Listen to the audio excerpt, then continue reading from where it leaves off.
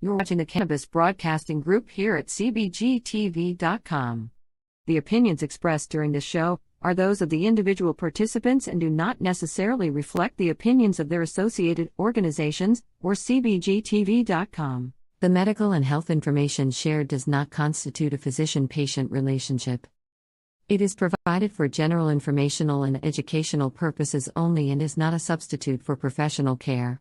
Accordingly, you are encouraged to consult and speak openly with the appropriate care professionals.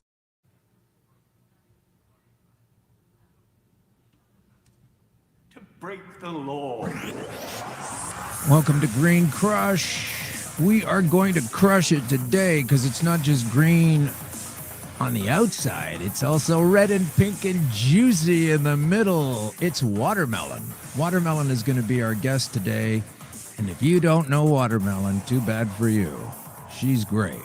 And you'll get to know her. So it'll be okay. You'll get to fix the defect in your life that is you don't know who watermelon is, and you'll have a much better time of things. On Green Crush, what is Green Crush? People ask me that all the time. What? I'd be like, what does it even mean, that? Green Crush? What is that? How come? Like, if it's green and it's like it's a Candy Crush? So here's what it is. Green Crush is cannabis, this demonized plant over the centuries. Cannabis. That is the green part. So I just didn't want to, I couldn't do like, this show is called Cancer Things Dealt With in a Cannabis Kind of Way. That was too long, and, it didn't sound concise, because you have to consider that while you're doing these things and while you're trying to promote this aspect of a lifestyle that doesn't need to be shat upon by those who lord over us. What we're trying to do here is just explain to people that the green is the cannabis. Okay, this is really simple so far, right? Like you figured that out by now. The green is the cannabis, and the crush is what can happen to cancer if you apply the cannabis correctly. Which doesn't mean the old bullshit phrase that everybody knows that, like smoking a joint can't cure cancer. You're full of shit. Like, you can't believe how many times I've heard people with voices almost as ridiculous as that. But you always have to embellish a little bit, right, in the entertainment business. But they do kind of get upset about it, and they don't know what it means. So basically, once again, it's not hard. Green is the cannabis. And crush is what it does to cancer. And therefore, you're also crushing the laws, the so-called made-em-ups by the so-called people that have more authority than us, to make up a bunch of strictures that prevent access to a healthful commodity, quality, plant, item, free thing that comes out of the ground when you get right down to it. So that's what all of this is about. But, I really, I can't fit all of that in the title. So we'll just do the show as is, and we're going to have Watermelon on, and she's fantastic. And I'm also going to cover a few other things. Let's get busy with the show. This is Green Crush. You're listening to us on the Eggplant Digital Network. From the Pacific Junction Hotel in Toronto, 234 King Street East. Always good stuff to eat. Come in and see.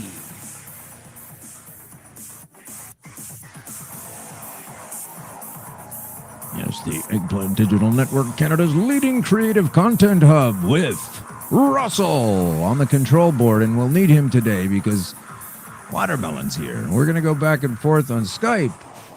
And so this is where you folks who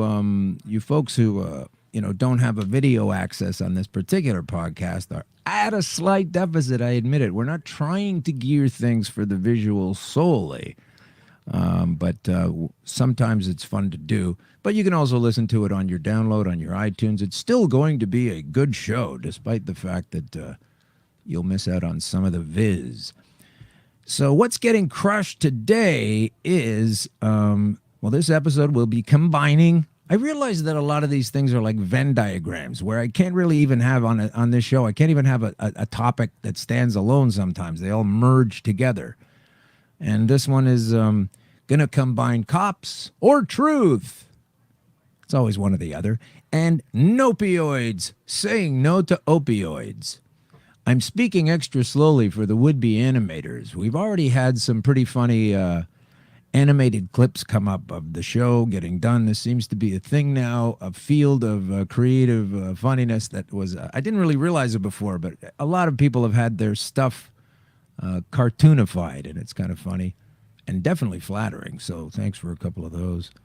And what's the next thing? Oh, yeah. So cops are truth, nopioids, and Unblinded Me With Science, because there's a lot of science at hand here today. And but we're going to start by unraveling the bullshit that was the Ontario proposal. It's an Ontario proposal to handle the cannabis laws, because Canada itself, the government of Canada, has been stating for some time now, despite the constantly arresting people for partaking in something that is going to be available to everybody soon or something. Is that how it goes? I don't know. I lost track of the plot, the federal plot. It drives me nuts. But basically, these guys have laid down that they're going to have a July, probably the punted down the road, but it's a July 1st announcement day, an enrollment day, an enlistment day, an enactment day of the legal system wrapped around the bud. And there is one now, and it's going to change. It's basically like, how did we used to bust you before involving cannabis? And we're going to be transitioning to a thing in July 18 called, this is how we're going to bust you now for cannabis. So it's different stuff. You got to pay attention to what's being manipulated around here. So that's going to be happening next year. But then the Ontario government has jumped the gun, and they say they've been working on a proposal for about a year now. And this proposal was put to us not this Friday gone by, but the one before. And last week's episode, I kind of got cut off. I wasn't able to finish things. Something happened to the internet. So this is part 2 of that. I think I was going to stretch it to that anyway, because there's so much shit to shovel. But, yeah, they came out with this proposal. Now, this is not just a proposal. This is, if this were to be carried out, and it would take an incredible amount of foolishness to make sure that happened, it would be one of the most ridiculous series of constructs that are going to absolutely harm and hurt people in a legal sense. And you can't believe anyone worked on it for a year, because everyone that heard about it in a couple of days or a day or that afternoon were going, this is crazy, from all of the right-wing publications in this country, the more centrist ones and the ones on the left. No one thinks this is a good idea. And it's instantly provable when you listen to some of the things they have to say. So before we get to that, we have another thing I'd like to do here. And that is to define the word proposal. Now, everyone's freaking out about the fact that these are the new Ontario laws and they're totally screwed and it's not fair. Yeah, I know. But it's a proposal. So the dictionary says that a proposal is the act of proposing. It is a plan that is proposed. It is an offer. Let's go to Merriam-Webster Dictionary just for a second, like you don't always. The definition of proposal is an act of putting forward or stating something for consideration. It's a suggestion by a bunch of fucking idiots. You should see this thing. We covered a bunch of it last week, and here we go right back to, now I don't have this man's name. He's the Attorney General of Ontario.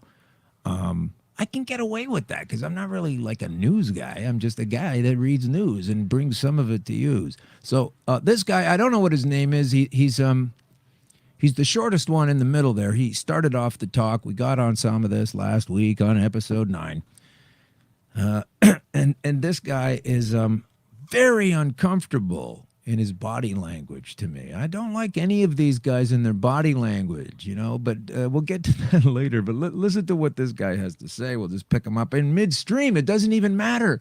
It's not like you have to go to the beginning to fully comprehend the whole thing. Like, you don't need to drink an entire river to understand how much water is going on in there. You could stop here, stop there, go fishing, whatever. You don't need to take the whole thing in. So we're just going to lap at the brook here of the babbling nonsense that comes from these overpaid idiots that have been spending a year to come up with a plan that immediately the next day, even the RCMP said, we won't be ready by then. So this year of planning thing that they say they're doing, like, none of that planning involved picking up the phone and calling the cops to see if they could fucking handle it or not. Now, please don't confuse this in my sense of like that I condone what the officer's response has been drawn up to be ahead of time to guarantee as many busts as there were before it was legal. I don't know all of that. But what I do know is these cats are super uncool and they are super complicated, and you know, they're not selling something amazing. Like, you know, I said this before, like if you see Elon Musk or one of these guys comes out with a fantastic new revelation, they're proud, they're happy, they're beaming energy. These guys look like they're trying to get away with something. Like little kids, you know, one of them broke the cat's tail and none of them want to admit who done it. It's so fucking transparent. But anyway, let's get a little of this guy on the screen. And widely led to some anxieties about the impact. Oh, that's what I want. That's what okay, this is what he says here. He says that the changes of the laws that are being discussed rightly lead to anxiety. Now, what kind of fucking idiot says, hey, that's good that leads to anxiety? I understand there are concerns and issues, particularly to those of the ignorant who don't realize the impact and the efficacy of this substance, if you would like to call it that, as a problem. But these guys here are laying down a system that is cartoonish if you really just listen to what they're saying. So I do have them on the screen, but maybe we'll just listen to it. But listen to this guy. He says, rightly led to anxiety. There's no statement where that would really sound like a sensible thing to say. And they're all about being sensible, aren't they? So how you could rightly lead yourself to anxiety. And this is just like a minute into this press conference. And so right away the flags go up and go, this guy wants to lead me to anxiety? Luckily there are drugs for that, huh? So listen to this guy warm up to here, and he's got something to say after that as well. Topic that we know is accompanied by some concerns for Ontario families. Such a considerable change has rightly led to some anxieties about the impact of legalization on our communities, our roads, and our children's health. The people of... Okay, so that's the first thing. He's concerned about the children's health. They're always going to put that up first, which would be great if that's what they really meant. Ontario rightfully expect their government to approach legalization thoughtfully and responsibly. But they don't, because they've come up with things that have them at odds with the police. Like the police can't even believe that these folks are trying to push through what they're trying to push through. So, as I was trying to say earlier before I rudely interrupted myself, don't mistake that on my part as an endorsement for what the police intend to do in reflection to these or in creation to this new paradigm they're involved in. I don't endorse it. I'm just acknowledging that they do have a response. They will be setting up new ways to arrest people and et cetera. And their infrastructure that they want to hoist, even though I might be against it, they're telling the government, we can't get it up in time. You know, which is not, you know, hard to imagine if you've ever seen some of the members of the government. But anyway, we'll move on to this other chunk. I got a few of these that I wanted to dip into, so we'll see how we do with that. Here we go. We have a responsibility to ensure that our young people have every opportunity to realize their full potential. A responsibility to do what we can to protect and educate our youth about the dangers of substance abuse. Okay, you're going to educate them about the dangers of substance abuse. Are you also going to educate them about the positive aspects of this particular plant? That's got to be the next part of your sentence. A responsibility to ensure that all Ontarians are protected from the dangers of second-hand smoke, and that includes from cannabis. Okay, so then answer me this. Why is it then, this is under the proposal, why is it that if you want to make sure that you're being responsible and you're limiting cannabis usage to the home, and what if there are children in that home? Then what happens?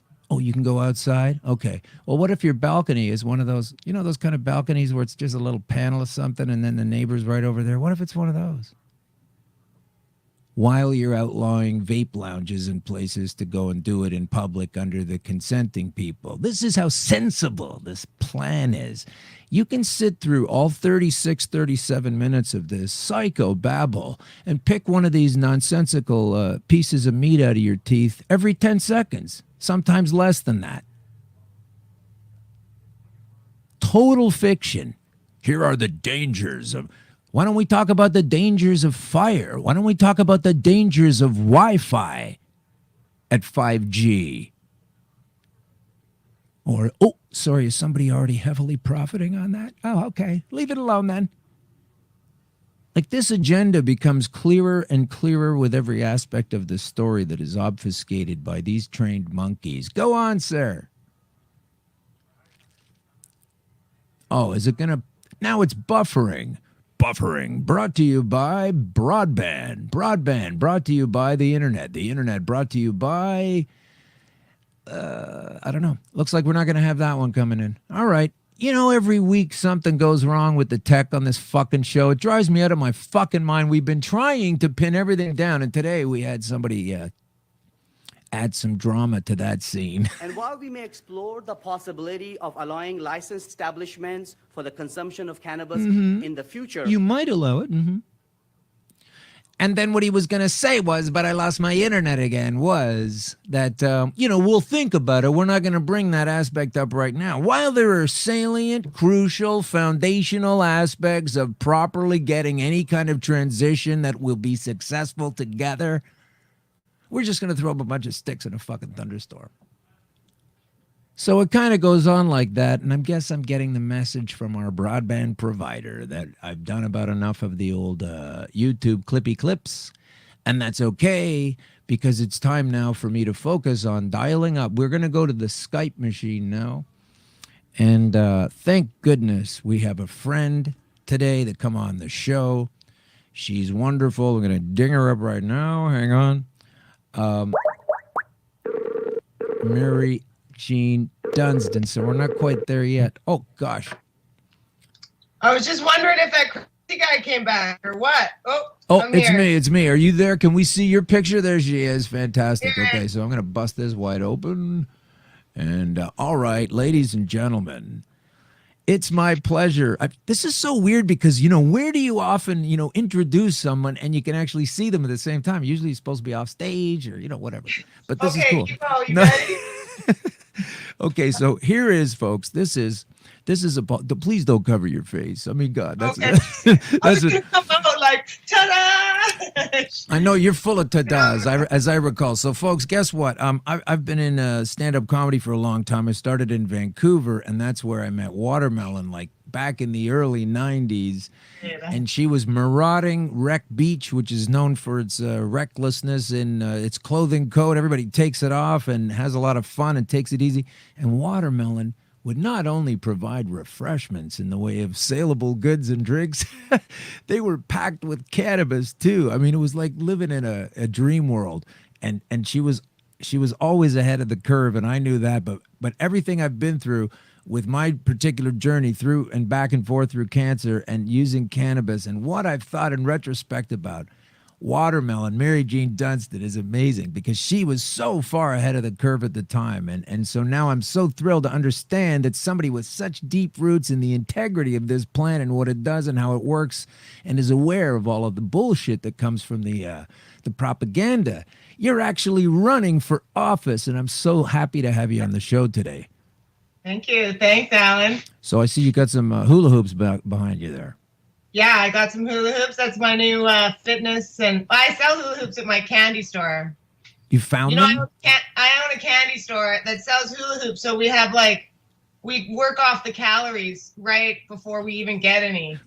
We're that ahead of the curve, Alex. I'm not going to doubt any of this. I mean, you nailed it the first time. So, you were on top of things 20 years ago. So tell us all about, give us a little story about who you are, because, I met you as a comic. I met you as a baker of tasty goods that were so infused with the wonder stuff. And that was amazing.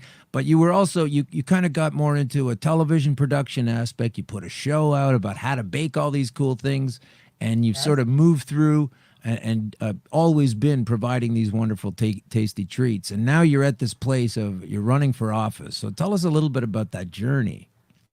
Yeah, it's quite a journey. I feel like now I've sort of been preparing for this office thing my whole life, but only in retrospect.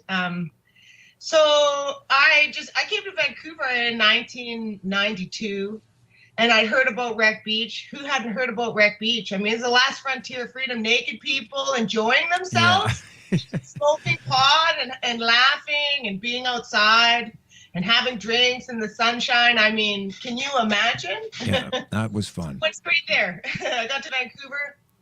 I went straight to Wreck Beach, but I got there maybe late. And then I went again the next year. I didn't get naked right away. I probably got topless first, and then, eventually, once you get naked, it's over and the big deal's over. Right. And then I started selling T-shirts for an 80-year-old Irish bootlegger named Patty White. And selling T-shirts to nude people was a difficult job. Like, you make a lot of money out. I sold T-shirts. But one day I woke up. Here's how the whole watermelon thing started. I wish I could tell you. More glamorous. I woke up hungover after we partied all night long and did mushrooms on Wreck Beach, dancing on the fire, full moon. Woke up parched, needed a drink. No vendors on the beach. I was so thirsty. I was desperate. Finally, a vendor came down and he sold me a can of fruit juice. Right. And the fruit juice was so sweet. I looked at it, it said all natural, 5% real fruit. So it was just sugar water, and it was worse than water. And I was like, I would have paid, and it was $2 for the fruit juice in 1992, 93. I would have paid $2 for an apple. So the very next day, I went to the grocery store. I bought apples, oranges, watermelons, mangoes, and honeydew. And I walked down to Wreck Beach, and I sold every piece of fruit I brought that day. And I made $80. $80. That's a good haul for the day back then, huh? On my first day, 18 years old, first day working for myself, I made $80 profit. It's really hard to turn back after you learn to work for yourself. And by the time I was 25, I'd worked so much. I've been self-employed since I was 25 now. That's selling amazing. watermelon and paw cookies on Wreck Beach. Eventually, I branched into paw cookies. I had this rehydration, dehydration program going on that really worked out. And I retired after 22 years of service in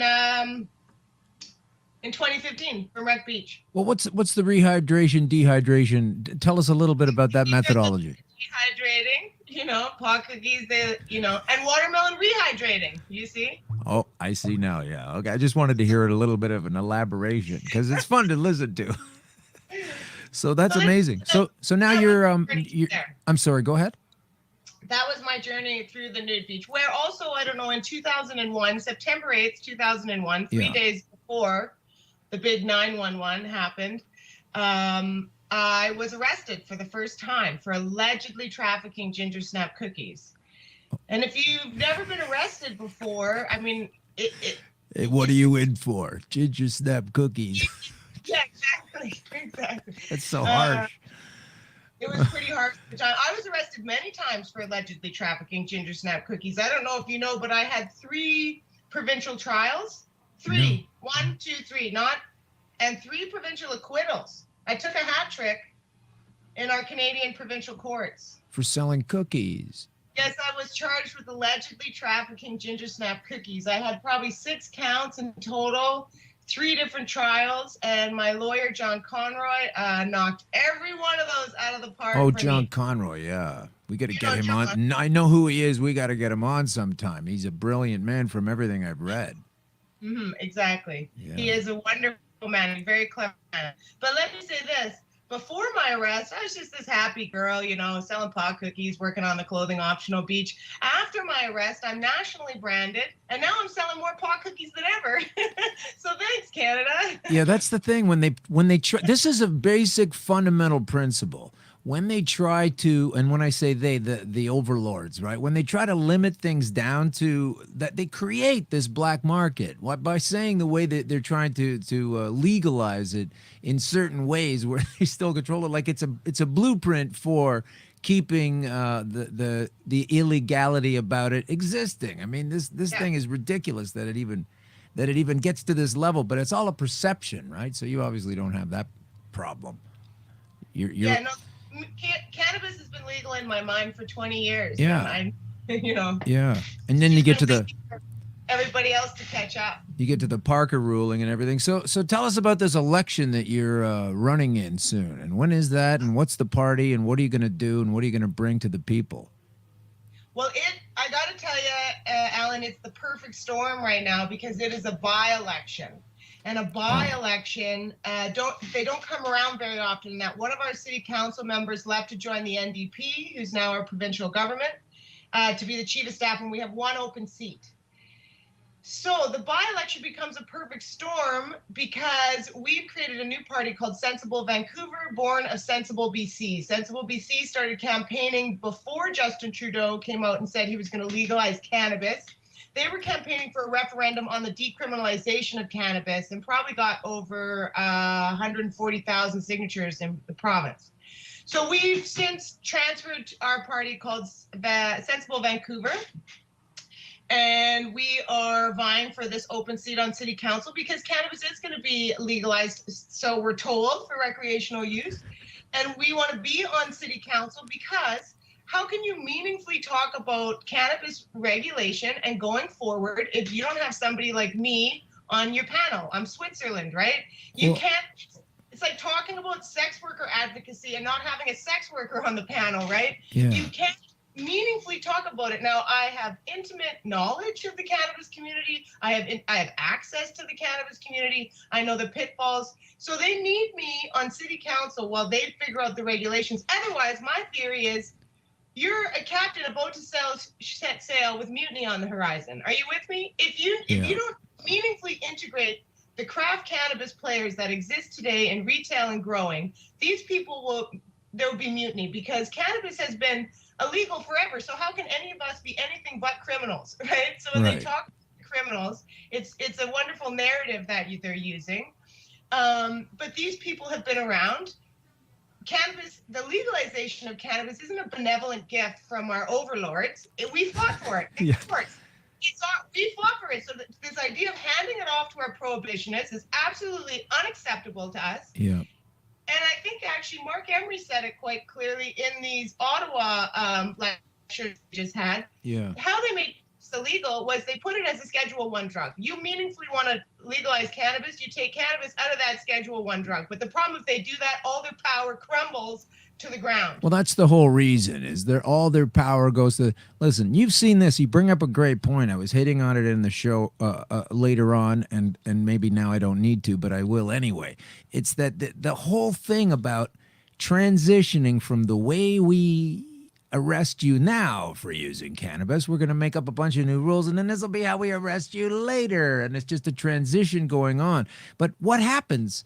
They say we need to consider the children, and they kind of use that as it's an umbrella term that doesn't really mean anything because they come up with other results that do affect and damage and hinder children at the same time. But the children of cannabis users, do you not have to protect those children? What exactly. What about the children with cancer? Do you not have? It's a very small group of children they're pretending to protect. But first they go right to they go, well, okay, well, yeah, but there's all that is valid, but we've got to make sure how the police are going to be okay with this.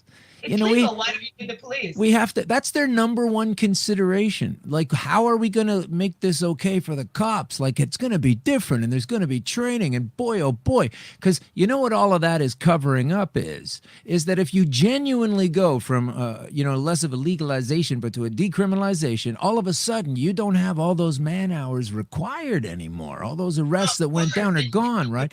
You've got a limited workforce. You've got less stuff to do, fewer people to arrest, and so that's what they're doing. That's what they're fixing up. There's a lot of white collar crime. We can maybe use those police officers. Maybe they don't need to be so nervous. Maybe they need to go and get real bad guys. How about that? Yeah. A lot of the real bad guys today come in the white collar sector, not people running around trying to. Did I freeze on you? No. No, you're good. You're good. The cannabis, right? Yeah. No, that's absolutely true. So this is my point.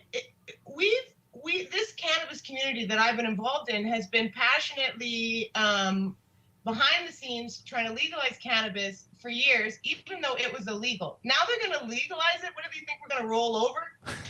Okay, you legalized it.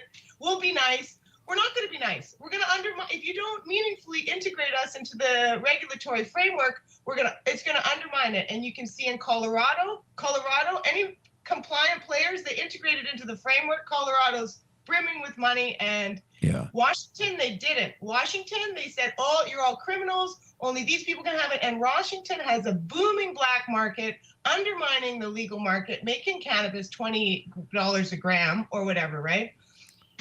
Ultimately, it's a plant, and what they keep forgetting is when the court of public opinion is no longer afeard of the plant, they are not going to offer up their tax dollars to police services to protect them from their neighbor growing 4 plants in their backyard. Yeah. Once a plant is a plant, it's like tomatoes. You don't call and say, my neighbor has more than 4 tomato plants in the backyard. Please send the SWAT team. Yeah. The taxpayers are no longer going to care if they're no longer afeard of the plant. It's just a green leafy vegetable that years ago they separated and said, one of these green leafy vegetables is not like the other ones, but it's exactly like the other ones. Yeah. You need to eat your greens, people. You do need to eat your greens, and you need to eat them. I'd like to know all the testing they do, and the government does testing or is behind testing that tells you exactly what it is that's so healthy about kale and dark greens and Brussels sprouts. So there's obviously scientific data to that effect. And I say they need to pivot it on cannabis, or if they already have and they're just hiding the facts, like they don't need this terrible thing to be a great nutritive property. They don't need it to be something that can help you see beyond their bullshit control strictures, you know? And they don't need it to be replacing the police force, because by rights, there's just fewer man hours necessary now. Maybe the budgets can come down once in a while along with a lowering crime rate, instead of always worried about, we'll got to make sure all the cops have their jobs, and switching it from one kind of legalization to another. But these are the kinds of things you're going to bring to council? Is that what you're going to do? What I want to bring to council is somebody who understands the cannabis community. And you know, Vancouver is situated in the heart of British Columbia, and British Columbia is almost entirely funded by cannabis. Right. We can agree on that, right? Canada's Wonder Farm. We really are passionate, my team and I, about making Vancouver, if we can get some sensible, some inclusive regulations around cannabis so it can benefit everybody and not like the proverbial 5 or 6 rich guys. Right. Then this is going to resonate out to all the municipalities around. We've been hosting events asking dispensaries who want to come out and support our cause. Dispensaries came from Nanaimo, they came from Whistler, they came from all over, because they said whatever happens in your municipality is what our municipalities are going to adopt. So this cannabis community in British Columbia is so passionate. We are the cannabis lobby, and we are getting in there. We're coming in this by-election. We're getting into city council, and we're making cannabis beneficial for everybody. And you want to do this because corporate dudes that nobody knows who were once on the prohibition team, not those guys. What do you say? And this is all great stuff, because it needs to be, and you got to stop ignoring it. But what do you say to the people? Like, what do you personally say to people who say, you know, this is all about you know, bike gangs and organized crime and all this kind of thing, and that's why we don't want it, and that's why it's illegal, and that's why the government should sell it. Like, what do you say to someone that has that sort of more mainstream perspective? I mean, the only reason there's bike gangs and organized crime is because it's illegal, right? Prohibition is, you know, there's so many harms that come from prohibition, not what they're prohibiting. The prohibition itself causes most of the harms. That's what we've noticed, right? So even within that prohibition, it creates this weird black market. I personally been in the weed business 25 years. I've never hung out with bikers. So I don't know. I mean, these are like stories. I'm sure the bikers have some hold on it. I don't know. I don't know these bikers, and I've been in the business 25 years. Right, but then the bikers aren't selling tomatoes. You legalize it, and that all goes away. I'm for the legalization. It's kind of breaking up a bit. That's We're kind of losing you a little bit. Hang on a second. We're what are just you looking around? we're just kind of at a loss right now. I'm gonna get out of there, and let's see. Oh, there she is. Okay, let's try it again. Might have been a dead spot. This would not be a commercial for your favorite cell phone right now. There's something interesting happening here in Vancouver. I don't know if you're aware of. There's 2 cannabis substitution programs going on. One is at the overdose prevention site that Sarah Blythe has run, and it's called High Hopes. And a lot of the dispensaries in Vancouver are donating cannabis and cannabis products, and they're handing them out to opioid addicts as a substitution program. There's another one at Vancouver that Neil Magnuson runs every Tuesday, and they give away free cannabis and cannabis products to anybody in the downtown east side who wants it. So, you know, cannabis is also going to help. We have a massive opioid crisis happening all across this entire country, and we believe cannabis is part of the solution for sure. that. Can you just, you know what happened? We got a bit fuzzy on the picture and sound there, and I want you to just go back and mention those 2 places again a bit slower, because it was too fuzzy, and I know those are helpful, but we didn't really fully hear them. Certainly. Modern heroes right now. Sarah Blythe is at the overdose prevention site. They have set up, just citizens practically who set it up on their own. And now they have a cannabis substitution program where they're collecting cannabis donations from all the dispensaries around town. Anybody who wants to give, and they're giving it away free or cheap to opioid addicts in the downtown east side. So Sarah Blythe works at the High Hopes Foundation in the overdose prevention site. And then Neil Magnuson runs another one out of Vandu. Okay. Every Tuesday, I believe, and they give away free cannabis and cannabis products to opioid addicts in the downtown east side. We believe that cannabis is the exit drug and is a solution for some of our opioid crisis as well. Well, there's a lot of reason to believe that. You bring our tax money in, we can help some homeless people. You bring that cannabis in, we can get people off opioids. You know, it's a win-win. Cannabis is here to save the day, Alan. You know that. I know that. I'm just trying to find holes in the story. But what do these folks say when they say, well, how do you prove that? I mean, would they say, how do you prove that cannabis can save you from the opioid crisis? Well, I didn't say cannabis alone can save us from the opioid crisis. Of course, it's just one small solution. But I think I would find some science journals that explained it, or talk about. I just give you a million people who I know who wean themselves off. I've made a joke on Skype that opioids really helped me wean myself off cannabis. Nobody ever, right? Right. Nobody ever was using opioids to try to get off cannabis and make their life better. But millions, if not trying to do the other way around. Yeah. Take cannabis trying to get off opioids because they find it doesn't disrupt their life the same way that opioids do, of course, right? And the people who make opioids and oxycodone, well, they're cruising around in yachts having a great time. And the people who make cannabis, well, some of us are rotting in jail. So we really need to think about this concept. And if you want meaningful legalization, you need to start apologizing or giving amnesty or taking away all these charges that we've given people over the years. If it's going to be meaningful, otherwise it's just insulting. They're just insulting everybody in the cannabis community by kind of co-opting it and having this new cannabis thing that just serves the government and their rich corporate. Well, we're the last ones considered. That's what I mean. I mean, first they go to the cops, and then they go to the corporations, and then they go to the distribution models like they're trying to do here in Ontario with a liquor board kind of model. And the last people they talk to are the folks that actually use it for, you know, that know what they're talking about, like yourself. You're the last person they're going to talk to. That's why it's great that you're going to get on council. So vote watermelon, right? Hashtag vote watermelon. Vote watermelon, or you can go to votewatermelon.ca, or you can go to Sensible Vancouver, which I believe is .ca, and also on Facebook. We have quite a huge team behind me. We have some other policies. You want to hear any of my Yes, other I ones? do. Yes, we do. We're not done. I just wanted to make sure we get that out there. I want to, Sure. yeah.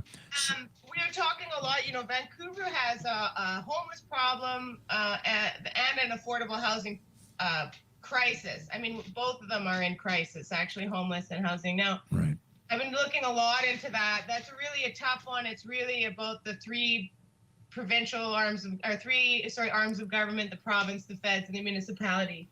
But every article I've read on homelessness, and there was 7 of them, if the latest ones, and 4 of them were funded by the Canadian government themselves.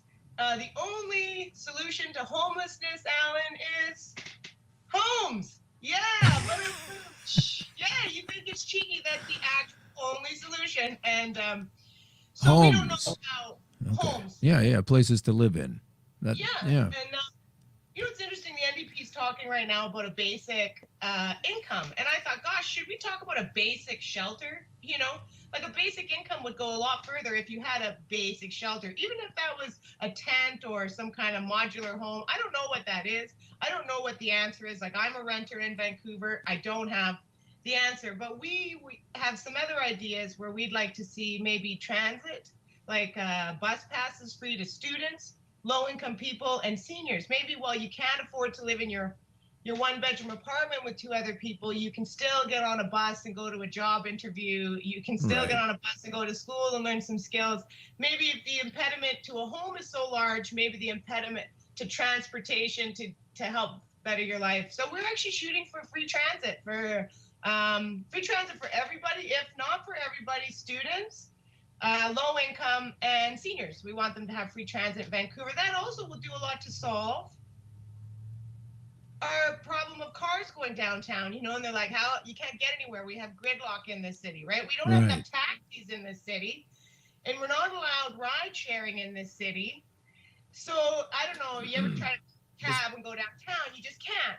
You can't get there on time. So and maybe free buses will encourage more people to take transit and stop that congestion. So those are our platforms we have. And on the opioid crisis, transportation, and housing is a really tough one. Affordable housing. What can the city do? And, you know, I don't only want to put forth solutions of things the city can do. And all I hear about a lot are things that city can't do.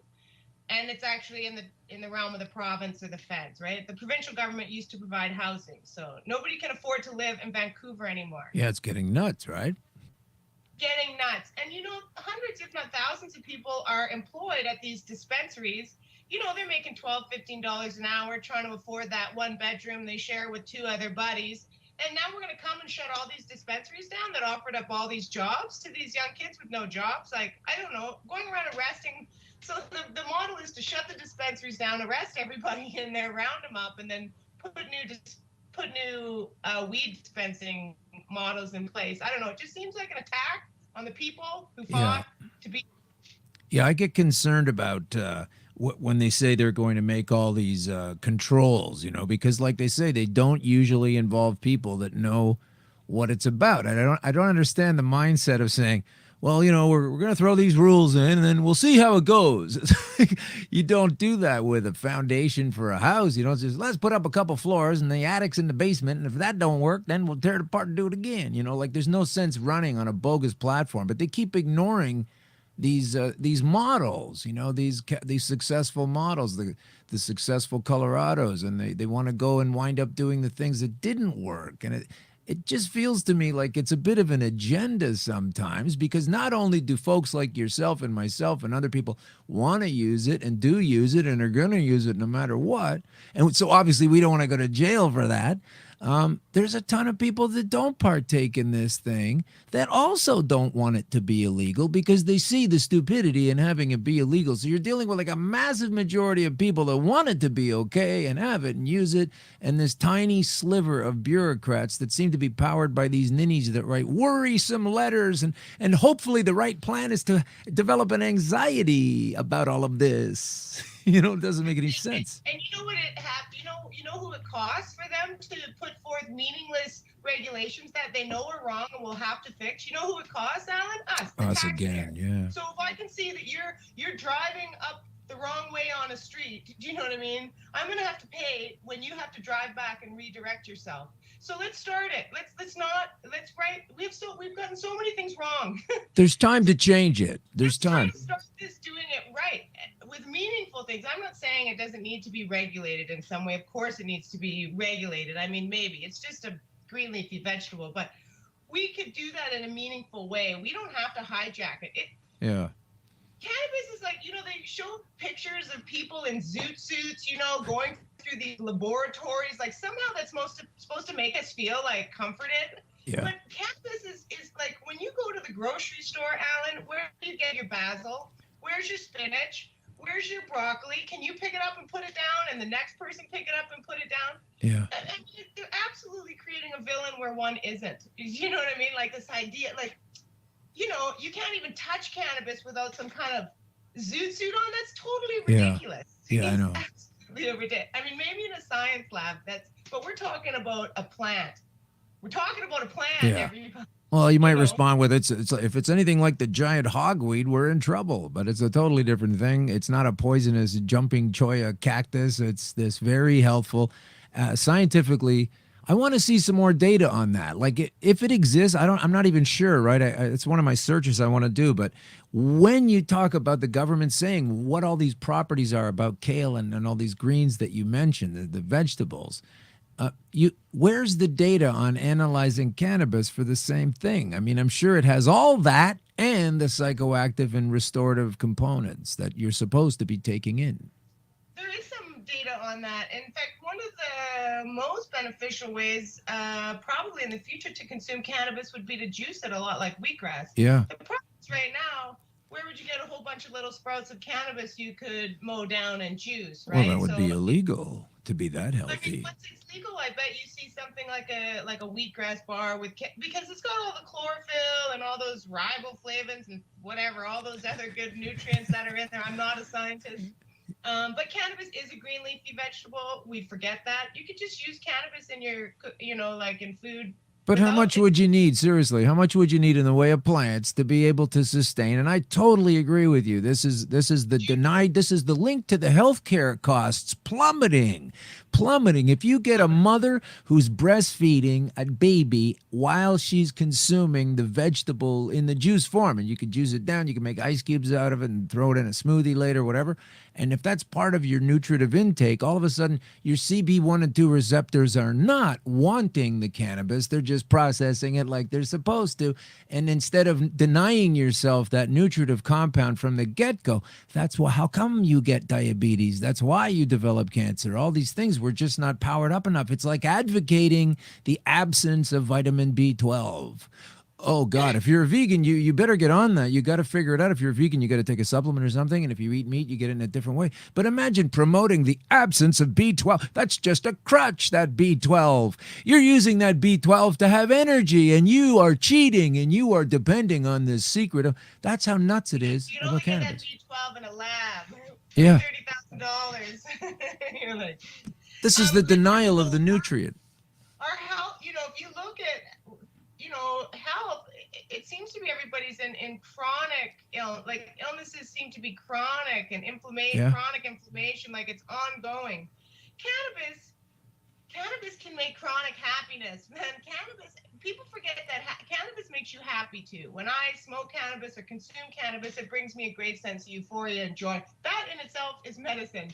When you're happy, when you're laughing, when you're calm, medicino, man, that is the best medicine ever. It is, it's but the best medicine. Why do you think we got into comedy? I mean, we've been healers the whole time. Yeah. Well, it is the best medicine, but I think that's one of the reasons that they kind of sit on it. Maybe we have chronic inflammation and chronic illness in our communities now because we turned away from things like cannabis, because we got so sidetracked. We got to get back on track. Well, life can't be about being chronically inflamed your whole life. You got to start with nutrients. Yeah, those are the nutrients. Well, I'm so glad that you came on the show today, and I hope you'll come on another time. And because I know you're going to be busy. I know you're going to get busier because you're going to go from a candidate to an actual, what are you going to be, a counselor? Or is that what it is? Counselor? It would be city council. City council. My father was city councilor in Kamloops. I came from a military background, so it was, I worked on the nude beach and sold the pot cookies, but my father, I was a military brat. We moved from a military base to military base growing up. My father was a Top Gun fighter pilot, like Tom Cruise in the movie. And he was also city councilor. So I think I come by this aspiration honestly. Well, I think that's cool. And he ran for mayor. So you're aware of the Green Veterans, then, I guess, the organization that affiliates with cannabis use, as a remedy. They've had their prescription cut down from the 10 grams or whatever a day to 3 grams or something. Have you heard about this group? I've heard about this group. My father's since passed and was not as big of legalized or proponent of cannabis as myself, but I've heard about this group. But I heard that they are also one of the only groups that get their cannabis subsidized by the Canadian government. Is that not true? I don't know exactly how Because that I'm works. wondering about this medical. I don't know how much, we're probably running out of time, but if we have socialized medicine in Canada, then eventually those people with serious medical need, will Canada not have to subsidize their cannabis at some point, the same way they subsidize their pharmaceutical drugs? Yeah, I think that would definitely make sense. More effective? Yeah, I think that makes sense that would have to be the case. And I'm sure a lot of folks don't really want to change the way things are. And that's why things take as long as they do to change. Therein lies some of the confusion where one would branch off for medical, like hardcore medical. That's where the government would be paternal. Yeah. But this idea of recreational, and they're saying, oh, you can only get from LPs. That's like telling a wine enthusiast they can only have Merlot. Right. Can't have cap. It's just not going to happen in a recreational model, right? No. It can only, those stringent rules that they're going for could only really be enacted in the medical model, where they are subsidizing the user. That's the only time I think they have those kind of rights over the regulatory framework of cannabis. Yeah, because absolutely, because you get a lot of problems in the big win, right? Well, may the best, once cannabis has been tested for pesticides, may the best grower win. And wine's like that, That's true. You pay more for one coffee than another coffee. People who have single source origin coffee beans, people who produce stuff, there's a varying degree of what you pay for wine, for coffee, specialty tobaccos. I don't know. It's called the free market, and they so often promote the free market. Oh, let the free market take reign. Unless it's this thing over here that we want to just take over. But ultimately, anybody can go open up a winery. It doesn't mean they're going to make good wine, and it doesn't mean they're going to get a big label on it. I don't care how rich you are, right? Some people have a green thumb, and some people don't. So whoever makes the best cannabis should be the winner. And whoever develops the best rapport with their clients should be the winner retailer, right? Those are the winners. The best grower should be the winner, and the best retailers who listen to their clients should be the winners there. Sounds like democracy. Out of it. Oh, yeah, sorry about that. No, I'm saying it sounds like democracy.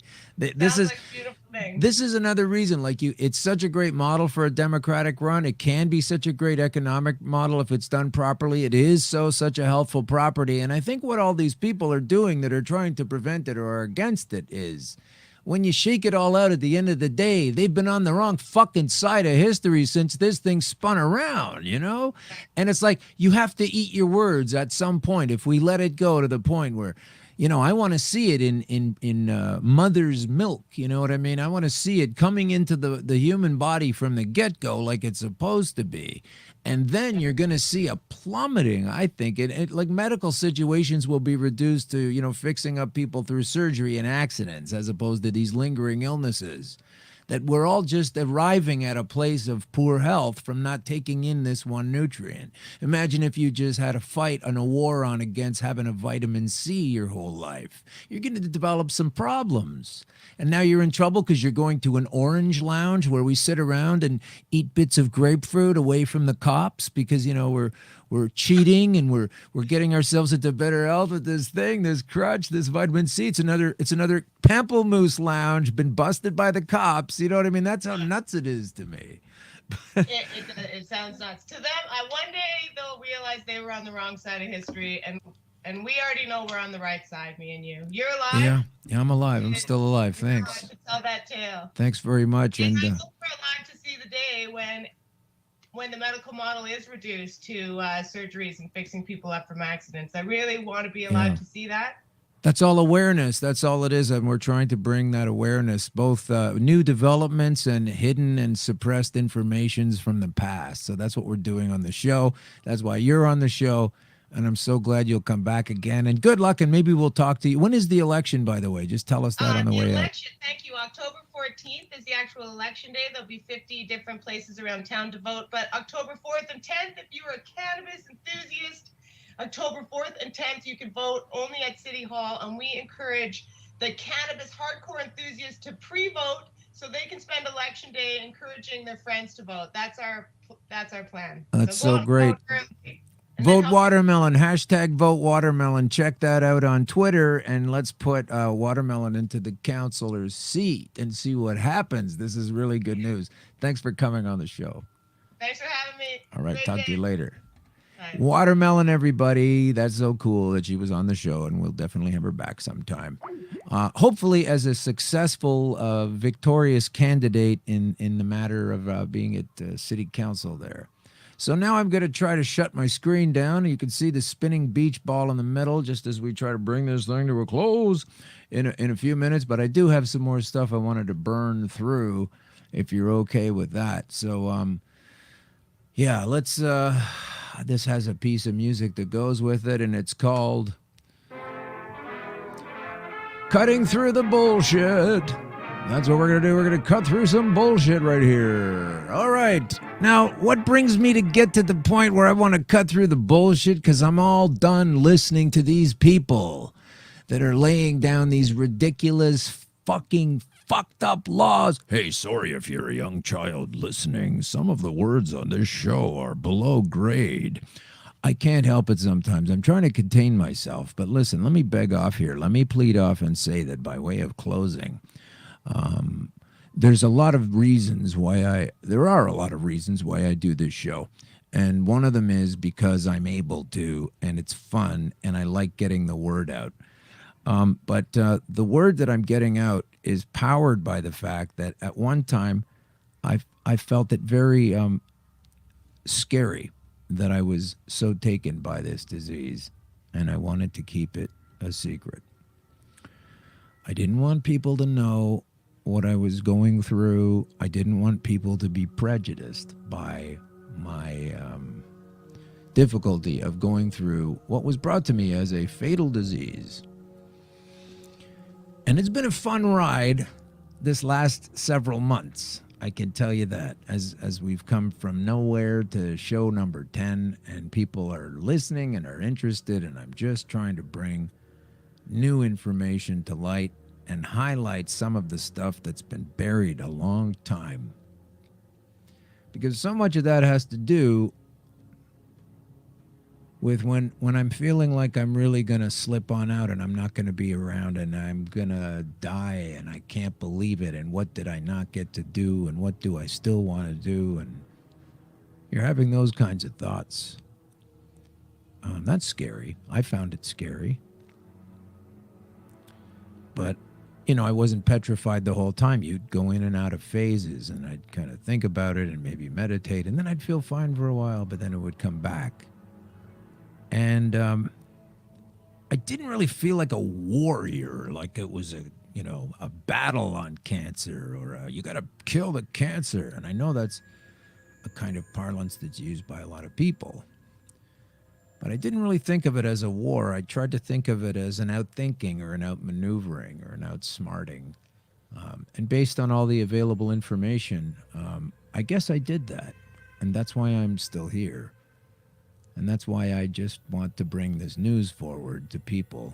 And I'm a little bit irreverent about it along the way, because I'm not a trained scientist or anything like that. I'm just a guy that went through a crazy, difficult medical ride and was fortunate enough to find my way out with a lot of research and a lot of digging. And it reminds me of how frustrated I get when I realize that this particular article in The Guardian, a mainstream publication, we've talked about it before, but it's official. Cannabis is a wonder drug capable of radically transforming the lives of very sick people, according to results of the first clinical trials. Government-sanctioned tests, more successful than doctors, patients, or campaigners ever dared hope for. Some patients calling it a miracle. I'm in that camp. Taking the drug still illegal for doctors to prescribe. That's a pretty screwed up sentence in itself, don't you think? Taking the drug still illegal. even though it works, has allowed a man previously so crippled with pain he was impotent to become a father, a woman paralyzed by MS to ride a horse for the first time in years, and so on and so forth. And then it says, until now, claims of the benefits of the drug for certain conditions have been anecdotal. That's always a big slam, eh? When someone tells you something that happened to them. But the preliminary results of the UK government trials started last year suggested that 80% of those taking part have derived more benefit from cannabis than from any other drug, with many describing it as miraculous. Were there other drugs that did better than? No! The results make it almost inevitable that the government will bow to public pressure. Still not doing it. Still not doing that. That needs to be done. The bowing to the public pressure. And we need to legalize the cultivation of cannabis for medical purposes by 2002, because this article was written November 4th, 2001. And I gotta ask, as I always do, why? Did my doctor not know this thing? I don't know. It's kind of frustrating, but that doesn't change the fact that we are at the end of our tether for another week here on Green Crush. I'd like to thank everybody that helps us put the show together. Dan is upstairs. He can't always come. Danny's somewhere else. Kim's over there. Hey, there's Russell. Starting to feel like Romper Room now. If you guys have any ideas about angles you want to cover, certain aspects, certain medical conditions, I do broadly focus on cancer, but there are other applications that you might want to know about. And we're happy to go into any of those angles. But basically what I'd like you to do, if you listen to this far into the show, maybe I got a right to ask you something, and that is to look into the science of exactly how all of this works, because none of that really seems to mesh well with the government steamroller of bullshit coming towards us vis-a-vis regulation. It makes no sense to do what they are doing. These acts have been reversed in the past. This is certainly a time to do that now. So hopefully we can get to that soon. Learn about it. Ask your favorite politician about it if you got one of those. And understand it, because I really believe that just understanding what's going on, if everyone really understands that we are being, there's information being withheld, there's information being willfully denied or ignored that's leading to policies that are putting us in jail, for God's sake, for a long time now. And also that'll happen again if this legislation that they're talking about goes through. There'll be other people doing time for no crime. So with that in mind, I'd like to say thanks very much once again to everybody involved, and let's get out of here on this.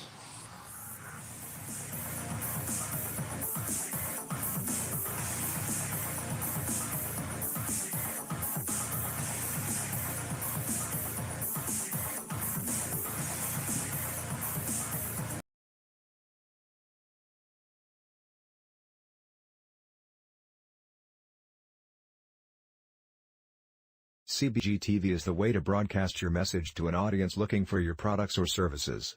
Affordable advertising, personalized campaigns, special promos, event attendance, and more. Talk to someone today, in person or by email. Find us online at www.cbgtv.com. Or you can send an email to admin@cbgtv.com. Additionally, if your phone scans QR codes, scan this one to learn more. CBG TV is the...